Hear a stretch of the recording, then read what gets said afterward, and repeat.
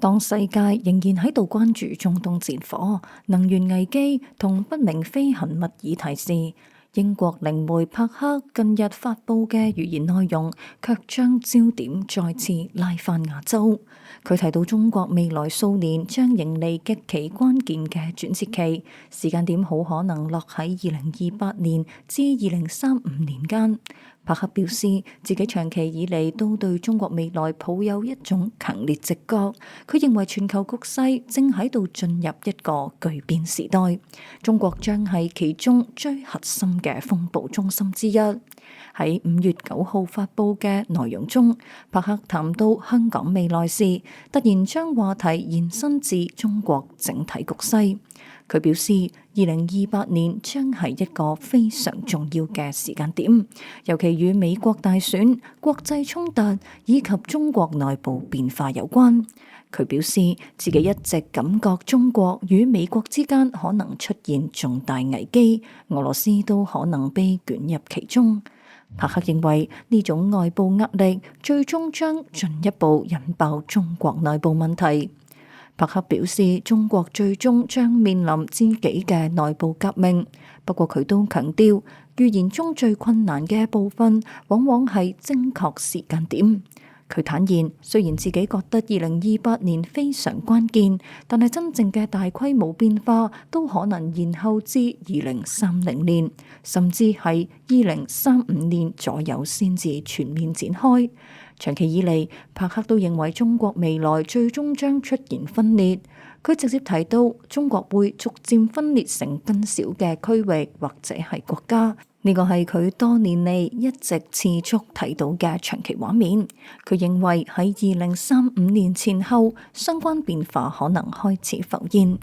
談到香港時，柏克進一步表示，佢認為香港未來最終將成為一個擁有獨立治理模式嘅實體。佢指出，無論外界如何定義係國家、自治區或者係其他形式，香港未來都會形成一套屬於自己嘅治理系統。佢認為中國未來可能逐漸走向一種類似早期歐盟構想嘅模式，由多個地區形成較鬆散嘅結構。柏克並唔係第一次談到中國未來。過去數年間，佢曾多次提到亞洲局勢、美中衝突與中國內部壓力。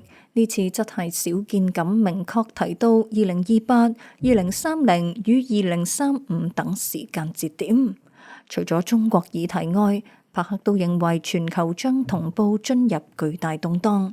佢表示，美中關係未來仍可能持續惡化。伊朗、中東與俄羅斯等區域都可能進一步牽動全球局勢。佢提到，未來數年能源價格可能大幅上漲，部分地區可能面臨石油與燃料短缺。柏克預測，國際油價未來可能飆升至每桶$200左右。柏克仲提到自己對世界局勢嘅一種特殊感受。佢認為人類文明正站喺舊時代結束與新時代開始嘅交界點。呢種轉變唔只係政治與經濟問題，更包含科技、宗教與人類對宇宙認知嘅全面改變。柏克認為未來某種宇宙級發現可能會改變人類文明。佢提到，人類目前對宇宙嘅理解仍然非常有限，而未來可能出現新嘅科學突破，迫使人類重新思考意識、靈魂與現實本質。佢認為科學與宗教最終將逐漸融合。